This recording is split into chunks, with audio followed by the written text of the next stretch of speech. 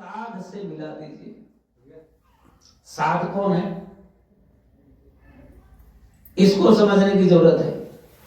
साध का मतलब होता है जो ऊपर आता जाता है, जिसका भजन अच्छा बनता हो और जिसकी पहुंच वहां तक हो गई हो।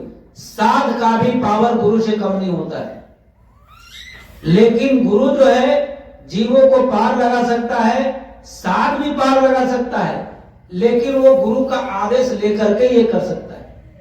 कभी कभी ऐसा भी घटना होता है कि बिना गुरु के आदेश का भी जो है साध जीवों को पार लगा देता है, तो गुरु उससे नाराज नहीं होते, गुरु खुशी होते हैं। इसका एक उदाहरण मैं आपको बता रहा हूं।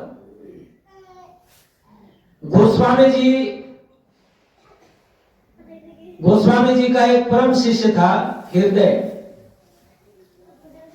वो पढ़ा लिखा नहीं था, लेकिन उसके अंदर में श्रद्धा इतनी ज्यादा थी अपने गुरु के प्रति, इतनी ज्यादा लगाव था कि उसके अलावे और उसको कुछ सोचता ही नहीं था। वो हमेशा जो है अपना ढूंढते रहता था कि गुरु महाराज का क्या सेवा है, गुरु महाराज अभी आगे क्या बोलने वाले हैं, ये पहले से ही वो सतर्क रहता था।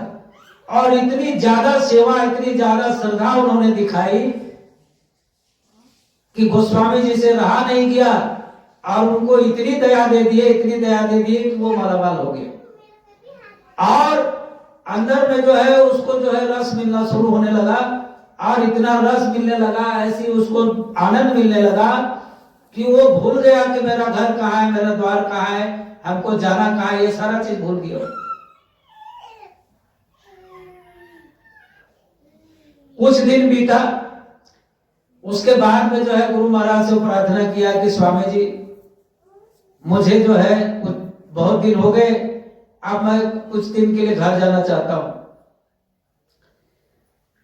गोस्वामी जी ने कहा कि ठीक है भाई जाओ, घर जाना चाहिए, ऐसा नहीं है कि सन्यासी हो तो घर जाना चाहिए, जाओ तुम।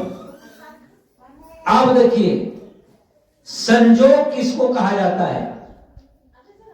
गुरु से तुम प्रेम तो कर ही रहे हो, लेकिन अगर गुरु तुमसे प्रेम करने लगे तो इसी को संगम कहा जाता है, इसी को जो है प्रेम कहा जाता है, इसी को भक्ति कहा जाता है। और समझ लो कि उसी दिन जो है तुम्हारा भक्ति पूर्ण हो गया, क्योंकि गुरु खुश होना भारी और सत्पुरुष निज कृपा धारी। जिस दिन तुमने अपने प्रयास से, अपनी सेवा से, अपनी भक्ति से, अपनी साधना से, अपनी प्रार्थना से, चाहे जैसे भी हो, अगर आपने गुरु को खुश कर दिया तो उस सत्पुरुष को खुश करने की जरूरत ही नहीं, क्योंकि स्पष्ट लिखा है कि गुरु का खुश होना भारी।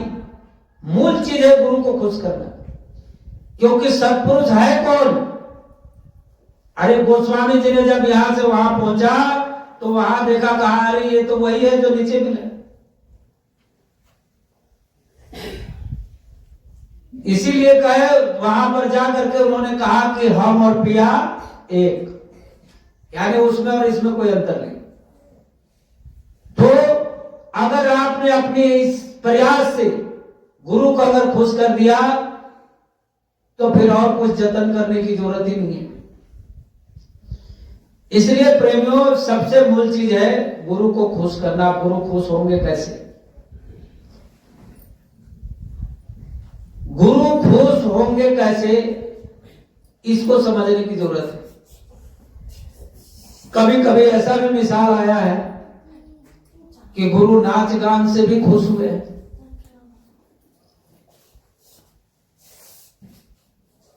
ये जो है बुल्ले साहब की कहानी है, और उनके गुरु जो है साई नायक साहब थे।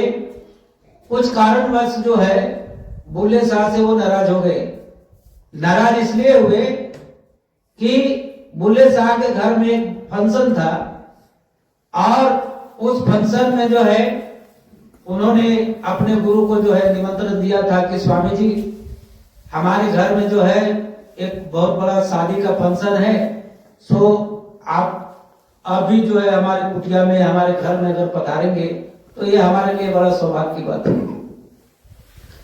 उन्होंने जो है साई नायक साहब को जो है निमंत्रण दिया, और उसके बाद में जो है जब निमंत्रण दिया तो उन्होंने कहा ठीक है भाई, मैं देखूंगा, आने का प्रयास करूंगा। लेकिन महात्मा की मर्जी अपनी चलती है। महात्मा अपने हिसाब से, दुनिया अपने हिसाब से जो है चलते हैं। उन्होंने स्वयं न जा करके और उसके बाद में जो है अपने शिष्य को भेजा, और ऐसे हालत में भेजा, बिल्कुल फटे चिटे कपड़े, मैले कुचले कपड़े पहन करके बोला तुम ऐसे ही जो है पहन करके तुम जाओ। गुरु तो अंतर्यामी होते हैं, मन के भाव को परखते हैं कि हमारा मन कैसा है मेरे प्रति। जब वो फटा पुराना पहन करके जब वहां महल में पहुंचता है तो भूले शाह देखता है कि अरे भाई ये तो मेरा गुरु भाई है, मैं इसको मैं अच्छी तरह से पहचानता हूं, ये मेरे गुरु का बड़ा ही भक्त है और शिष्य है। फिर भी जो है ये सारा कुछ जानते हुए भी समाज में निंदा ना हो, उसका जो है मतलब लोग चुगली ना, उसका निंदा ना करे, उसका अपमान ना हो, इसके चलते जो है वो नजरअंदाज कर दिया। दूसरे नौकर चाकर से बोल दिया कि भाई जाओ उसको और मेहमान खाने में बैठाओ और उसका जो है इज्जत सत्कार करो और उसको जो है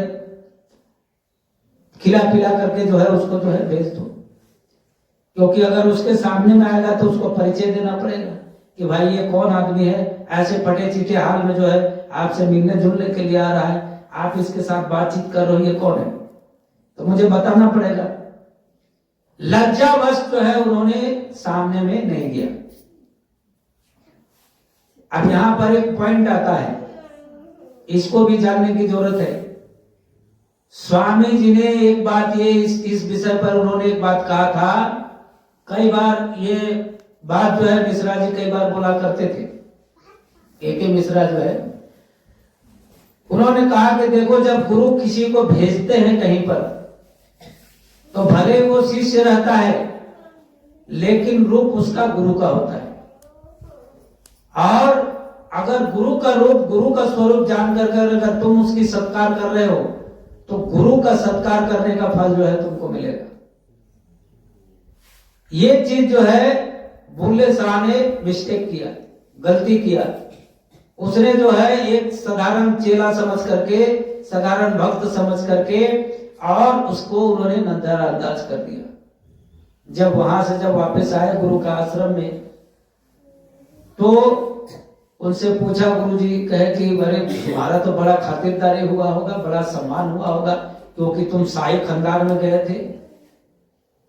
तो कहा अरे गुरु जी खातिरदारी की बात तो छोड़ दीजिए, वो मेरे पास मिलने तक नहीं आया हो, आपका चेला ऐसा है। कहा उसकी ऐसी मजाल।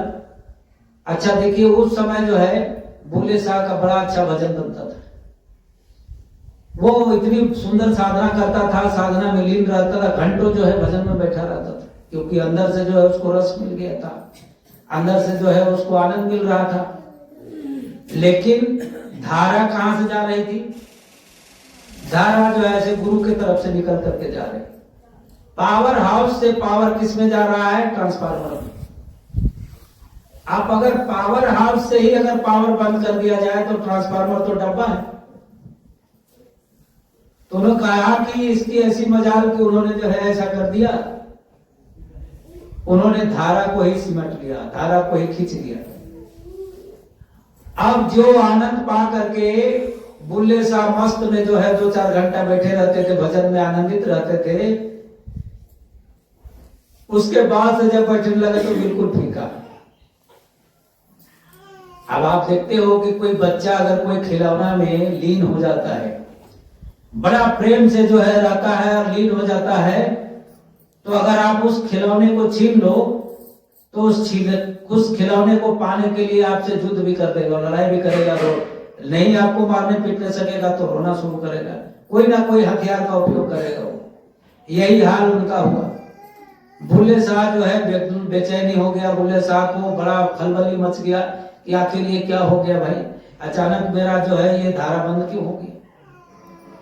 वो सारा काम छोड़ करके जो है दौड़ा दौड़ा अपने गुरु के पास में आया।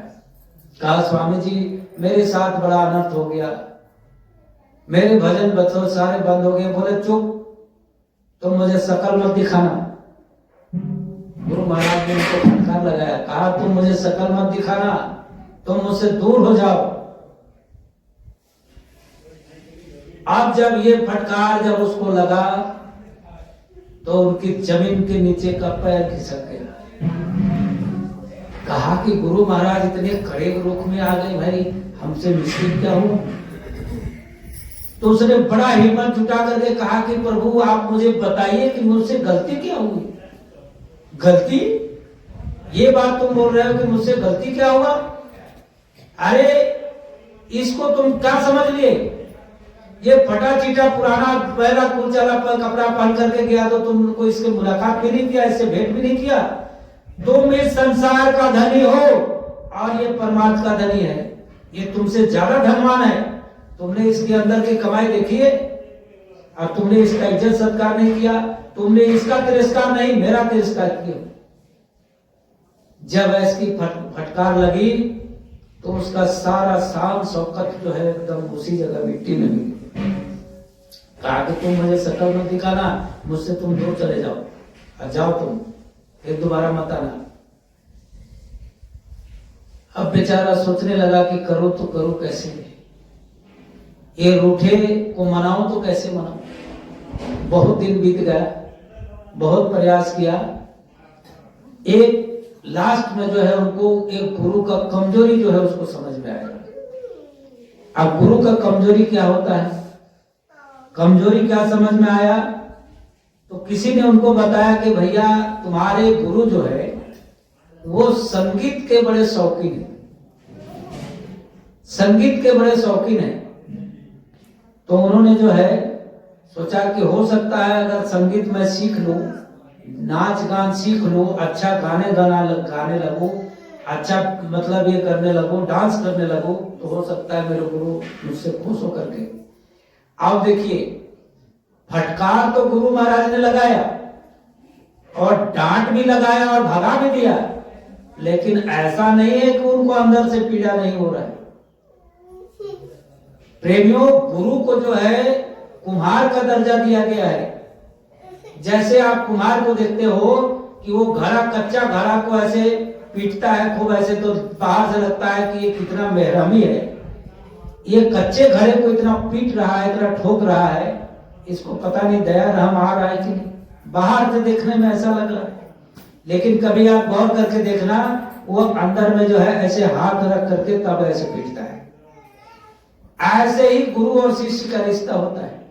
वो हमको ठुकराता जरूर है, डांटता जरूर है, मारता जरूर है, लेकिन अंदर से जो है दया का धार ऐसे पकड़े रहता है। इसका जीता जागता उदाहरण मैं हूं, इसका जीता जागता उदाहरण मैं हूं। अब मुझे ये सौभाग्य प्राप्त हुआ है। इस एक थोड़ा सा उदाहरण मैं आपको बता रहा हूं, ऐसा इसलिए क्योंकि एक बार जो है गुरु महाराज कुटिया के अंदर में आए, एक कुटिया बोलते हैं मंदिर के अंदर में। उस समय मंदिर का सेवा चल रहा था। नीचे का आप लोग जो मथुरा गए हैं देखे होंगे, पूजा स्थल जो है नीचे का, ऊपर में जो है दादा गुरु का है, नीचे जो है दादी गुरु का स्थान है। ये शायद बहुत लोगों को मालूम नहीं है, लेकिन गुरु महाराज ने अपने मुखारबिंद से मुझे बताया। मुझे उस जगह में सेवा करने का मौका मिला, ये गुरु महाराज की दया थी। और वहां पर जी एक दिन ऐसा था कि गुरु महाराज ने कहा कि भाई मेरे पीछे कोई नहीं आएगा, मैं जब घूमते रहूंगा तो मुझे कोई डिस्टर्ब नहीं करेगा। ये वाक्य मैं बहुत लोगों को सुनाया हूं और ऐसा उदाहरण आया इसलिए मैं आपको बता रहा हूं। तो एक आगरा का एक प्रेमी था, प्रेमी क्या वो बराबर आश्रम आता जाता था और वो पेशे से वो मैकेनिक था। तो वहां का जो भी काम जो होता था सब मैं ही करवाता था, मेरे द्वारा होता था। तो मेरा जनरेटर खराब हो गया था तो मैं उसको बनाने के लिए बुलाया था। अब जो है वो जब आया तो गुरु महाराज उसी समय जो है वहां अंदर घुसे नीचे पूजा स्थल में। समाधि स्थल जिसको कहा जाता है। अब बाहर में सिक्योरिटी लगा हुआ है और किसी को अंदर घुसने ना दे। अब जब मैं गया तो सिक्योरिटी वाला को पता था कि भाई इसको जो है गुरु महाराज बुलाते हैं, तो मुझे सिक्योरिटी वाला नहीं रोका। मुझे पता नहीं था कि स्वामी जी मना किए हैं कि कोई सामने जाएगा नहीं, और मैं बिना जाने सुने जो है गुरु महाराज के पास जो है घुस गया। गुरु महाराज के पास चला गया सामने, और स्वामी जी से हाथ जोड़ के ऐसे प्रार्थना भी किया कि स्वामी जी आगरा का मिस्त्री है, आपका दर्शन करना चाहता है। दर्शन करना चाहता है पूरा बोल भी नहीं पाए, दर्शन केवल बोले, और गुरु महाराज जो है जोर से एक तमाचा मेरे गाल में ऐसे मारे, जोर से। इतना तगड़ा झटका लगा कि मैं दूर जाकर के गिर गया। लेकिन जो ये कुम्हार और ये चाटा वाली जो बात है, इस पर ये जो बात आया इसलिए मैं आपको बता रहा हूं। अब प्रैक्टिकल मैंने इस चीज को अनुभव किया। तो गुरु महाराज का हाथ जो है इतना, ये लोहा जैसा उनका शरीर था, जैसे ही मारे मैं गिर तो गया, लेकिन ऐसा लगा जैसे मेरे गाल पर जो है किसी ने रुआ ऐसे सटाया। ना गाल में दर्द ना दांत में दर्द, जबकि उनका हाथ हथेली इतना चौड़ा था कि अगर मार दे जोर से तो सारा जबड़ा बाहर आ जाएगा, लेकिन ऐसा कुछ नहीं हुआ। तो गुरु जो है कष्ट देते जरूर है, केवल हमको आपको चिताने के लिए कि तुम गलत दिशा में जा रहे हो, इसलिए तुम यहां से ब्रेक लगाओ। ऐसे ही जो है बुल्ले साहब को भी जो है डांट फटकार करके जो है उनके गुरु भगा दिए। जब भगा दिए तो गया बेचारा, रात पाट सब छोड़ दिया, और उसके बाद में बड़ा मायूस रहने लगा, क्योंकि भजन तो बनने नहीं लगा। भजन करे तो करे कैसे? चिंता जो है उसको ये सता रहा है कि गुरु खुश करे कैसे। तो उसने संगीत सीखना शुरू किया, संगीत सीखना शुरू किया, संगीत और डांस करना शुरू कर दिया।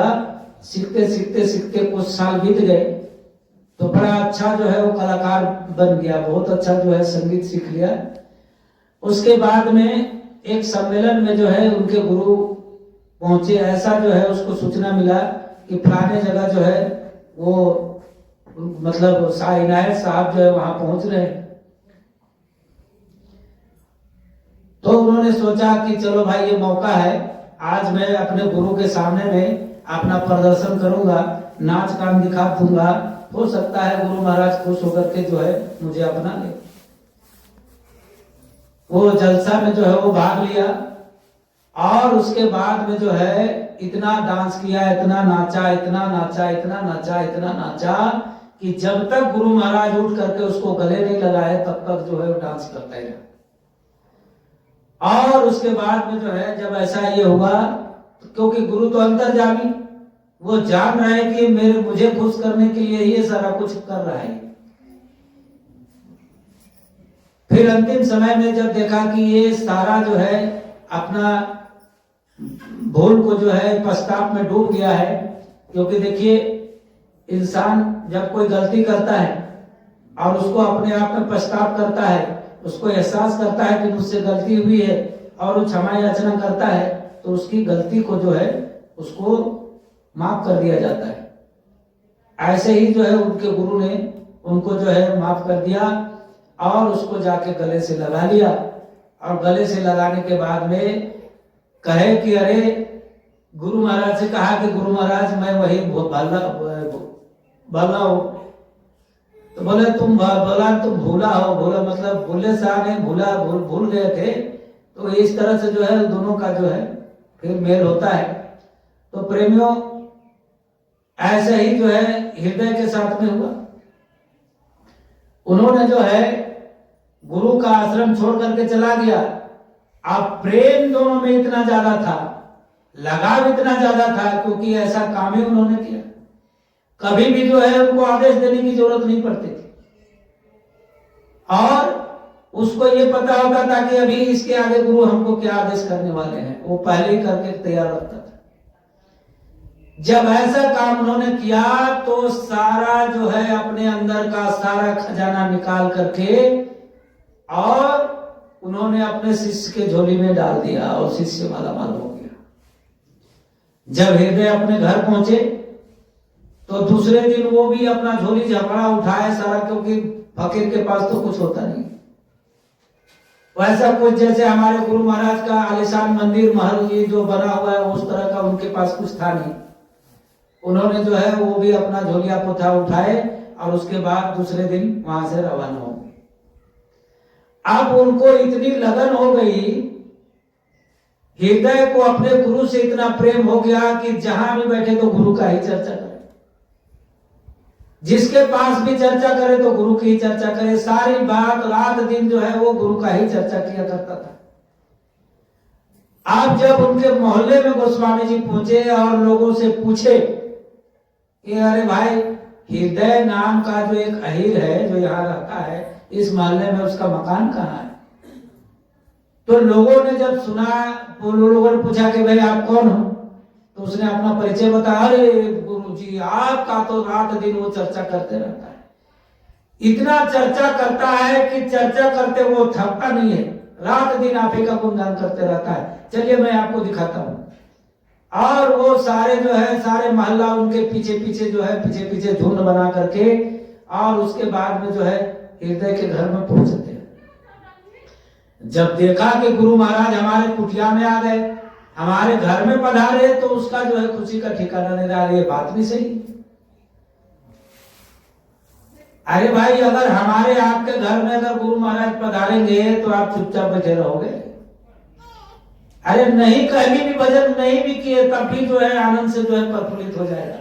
तो वो तो रात दिन उन्हीं का गुणगान किया करता था, रात दिन वो उनके दिल में डूबा रहता था, तो उसकी कितनी खुशी होगी ये कल्पना से परे। तो कहा गुरुजी आपको अगर आना ही था तो मेरे साथ में आप चले आते। तो बोले अरे मैं क्या कहूं, जब से तुम आए हो तब से मुझे एक जरा सा भी चैन नहीं है। ओहो, ये है गुरु का प्रेम। कहा कि हृदय जैसे ही तुमने मेरे कुटिया से बाहर कदम निकाला और इधर आया, वैसे जो है मेरा मन बिल्कुल भी जो है वहां पर रहने नहीं लगा। और इतना मैं व्याकुल हो गया कि मुझे जो है तुम्हारे पीछे पीछे तुम्हारे पास आना पड़ा। लोग गुरु के पास जाते हैं और गोस्वामी जी ने अपने चेले के पास लाया। किस कारणवश? तो प्रेमवश। अगर ऐसा प्रेम हमारे आपके अंदर में जागृत होता है तो समझ लीजिए कि आपका ये मानव जीवन सफल हो गया। प्रेम जागृत करने में पैसा नहीं लगता है प्रेमियों। ये पूंजी जो है आपकी अपनी है, किसी की नहीं है। और इसके लिए कोई किराया देना नहीं पड़ता है, इसके लिए कोई पूंजी देना नहीं पड़ता है, किसी से सहमति लेना नहीं पड़ता है, किसी से सलाह मशवरा लेना नहीं पड़ता है। आपको किसके साथ प्रेम करना है इसका डिसीजन आपको खुद करना है। और अगर आपने ये डिसीजन करने में देर कर दिया तो सांस की पूंजी तो जा ही नहीं। और जब सांस की पूंजी खत्म हो जाएगी तब फिर आप क्या करें? कहते हैं कि क्या पछताए जब चिड़िया चुग गई खेत। अवस्था चाहे जो भी हो, निशाना हमको एक रखना है। बहुत सारा ऐसा उदाहरण है प्रेमियों, भक्तों का, पूरी लाइन लगी हुई है। देखिए, जब कोई तेज बच्चा होता है, जब स्कूल में कोई तेज रहता है, उसको अपना मन में बैठा लिया कि हमको फर्स्ट डिवीजन से पास करना है, तो वो लड़का जो है अपने से तेज लड़के का नकल करता है। वो देखता है कि ये क्या करता है, कितना समय ये पढ़ाई में ध्यान देता है, कितना समय ये पढ़ता है और कैसे कैसे पढ़ता है, कहां कहां ट्यूशन करता है, कहां कहां जाता है। क्या हम लोगों ने ऐसा नकल किया कि भाई किसका किसका भजन करता है, कौन कौन कितना देरी भजन करता है, कौन कितना सेवा करता है, इसका नकल हम लोग कभी किए? नहीं किए। प्रारूप वही है। आप ये मत समझिए कि आपका मतलब आप बिना लक्ष्य का जो है आप प्राप्त कर लोगे। अगर उस चीज को पाने के लिए उस साधन को अपनाना जरूरी है, तो इस चीज को भी पाने के लिए, ये भजन को भी पाने के लिए आपको इन सब चीजों को धारण करना पड़ेगा। जो आपके अच्छे भक्त हैं, जो गुरु के अच्छे भक्त है, गुरु के अच्छे सेवक है, गुरु के प्रति जो समर्पित है, उसके संपर्क में आपको भी आना पड़ेगा, आपको भी सीखना पड़ेगा। लेकिन अभी तो उल्टा हो रहा है। गुरु का काम के विषय में अगर कहो तो आदमी के अंदर में आग लहर जाता है। हमारे पास समय ही नहीं। और ऐसी अगर मानसा रही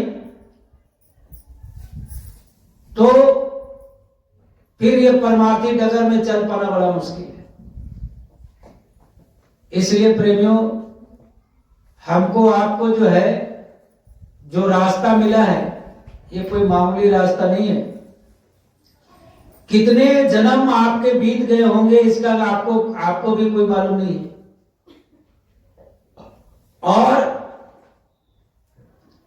कितने जन्मों में क्या क्या बने ये भी हमको आपको पता नहीं है। लेकिन सौभाग्य की बात यह है कि इस जन्म में जो है हमको आपको ऐसे महापुरुष मिले इस धरती में जो आपको घर का पता बताए। अरे यहां तक खोल करके बताए कि हम आए वही देश से, इससे ज्यादा और क्या चाहिए।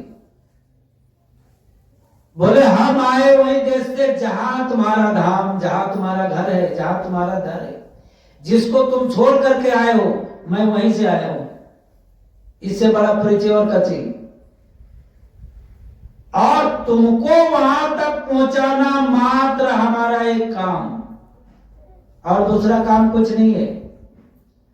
स्वामी जी ने कहा कि मैं संपूर्ण रूप से सन्यासी हूं, संपूर्ण रूप से। मुझे ना इस धरती का मोह है, ना मुझे इस आश्रम का मोह है, ना मुझे इस शरीर का मोह है, ना मुझे धन दौलत का मोह है, और दुनिया में कोई ऐसा मायका लाल नहीं जो मुझे अपने धन दौलत से मुझे खरीद सकता है। तो उनका काम क्या था? तो उन्होंने कहा मात्र तुमको वहां तक पहुंचाना मात्र हमारा एक काम। और गुरु महाराज ने यह भी कहा कि अगर तुम चलना चाहोगे तभी मैं तुम्हें ले जाऊंगा, और नहीं चलना चाहोगे तो भाई तुम जहां हो वहीं रहो। सीधा सीधी बात है। क्योंकि मैंने नाम का जहाज तो लगा दिया, और जब नाम का जहाज लगा दिया तो सवारी तुमको होना है। जहाज तो लगा हुआ है, और अगर सवारी नहीं कर रहे हो तो फिर जहां हो वहीं रहोगे, यहां से उधर जा नहीं सकते हो। इसलिए प्रेमियों, समय हमारे आपके बस में नहीं है। जो सांस की पूंजी है वो एक एक पल पल, एक एक छिन छिन जो है हमारे खाते से बाहर जा रहा है। सांस की पूंजी का जो भंडार है वो भंडार धीरे धीरे धीरे जो है रिक्त होता जा रहा है। और एक दिन ऐसा स्थिति आएगा कि वो सारा भंडार खाली हो जाएगा, और उस पल का आपको ज्ञान नहीं है। उस पल के विषय में आपको जानकारी नहीं है कि मेरा खजाना कितना भरा हुआ है, कितना खाली है, ये भी आपको पता नहीं है। आज जब पता नहीं है फिर भी जो है उसकी चिंता नहीं है। इसलिए प्रेमियों, जो चीज हमारे बस में नहीं है उसकी मुझे चिंता करने की जरूरत ही नहीं है। जैसे जन्म और मृत्यु हमारे बस में नहीं है। मृत्यु किस दिन होगी ये तुम्हारे बस में नहीं है। ये जिसने इस सृष्टि की रचना किया है वो अपने हिसाब से जो है ये सारा संचालित करता है। तो जो चीज हमारे बस में नहीं है उसको सोचने की जरूरत ही नहीं है, उसको दिमाग में लाना ही नहीं है। और अगर आप दिमाग में ला रहे हो इसका मतलब आप समय व्यर्थ गंवा रहे हैं, क्योंकि चाह करके भी आप उसको रोक नहीं सकते। गुरु महाराज ने कहा कि वो ऐसा शख्स है जिसके आगे किसी का कोई पावर नहीं चलता। लिखा है कि चारों तरफ योद्धा बैठे और सब बजावे गाल, और बीच महल से ले चला ऐसा काल करा।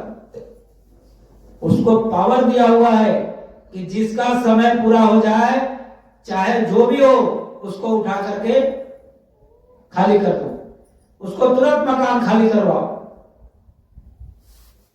अब आप सोचोगे कि जैसे कोई थानेदार जो है आपको अरेस्ट करने के लिए आया, पकड़ने के लिए आया, आपको जेल में ले जाने के लिए, तो कहोगे अरे भाई काहे ले तुम मुझे ले जा रहे हो, मेरे पास में जो रुपया पैसा है वो तुम ले लो, हमको छोड़ दो। तो 10 20 50 दे करके जो है आप यहाँ छुटकारा पालोगे, लेकिन वहां वो पाने वाला नहीं। हाँ, मानेगा कब? जब आपने भजन की पूंजी कमाई है। अगर परमात्मा का पूंजी अगर आपने कमाया है, भजन का दौलत इकट्ठा किया है, तो दूर से ही आपको सलामी मारेगा, दूर से ही वो बात करेगा, सामने आने का हिम्मत नहीं करेगा। प्रभु आपका समय पूरा हो गया, आपका ये शरीर खाली करने का समय आ गया, इस मकान खाली करने का समय आ गया। प्रभु आप जो है मेरी मर्यादा को रखिए और आप मेरे साथ चलने का कृपा करिए।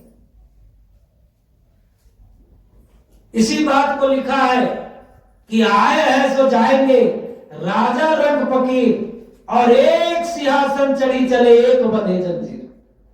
इसी बात को लिखा है। अगर आपने भजन कमाया, अगर आपने परमात्मा का धन कमाया, अपने जीवन काल में अगर आपने भजन किया, तो आपके लिए वो सिंहासन आएगा। और अगर आपने भजन नहीं किया, जीवन भर जो है खा पी करके और जैसे तैसे इधर उधर बिता करके, और उसके बाद में अपने इस मानव शरीर को जो है आपने बर्बाद किया, तो आपको बंधन में, वो जंजीर में बंधना ही बंधना है। इसलिए जो है ये सिंहासन अगर आपको पाना है, तो ये मानव जीवन का रहस्य को आपको समझना पड़ेगा।